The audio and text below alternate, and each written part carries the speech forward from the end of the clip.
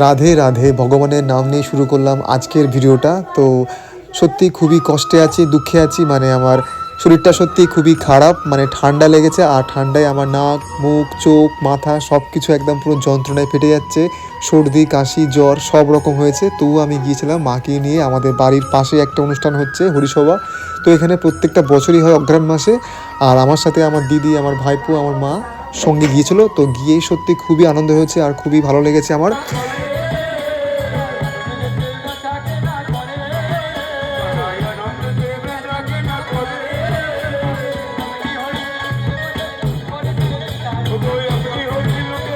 তো সবাই এখানে ভগবানের গানে নৃত্য করছে।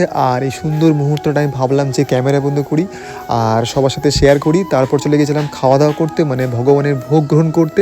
আমি যখন যাই তখন বিকেল 3টে পার হয়ে গেছিলো। তো গিয়ে দেখি ভিড়টা সেরকম নেই, মানে ফাঁকা ফাঁকা আর কি ছিল। তো আমরা সবাই বসে পড়লাম।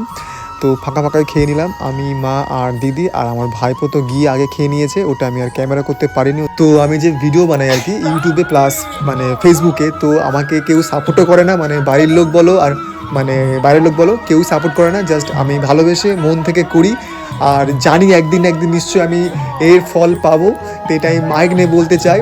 আর সব জায়গাতে আমার ফলোয়ার্স থাকবে, চারিদিকে আমার ফলোয়ার্স গিজ করবে। তো এটা আমার সবারই আশা আমার মতো। তো একদিন না একদিন ভগবান সময় মতো করে দেবে।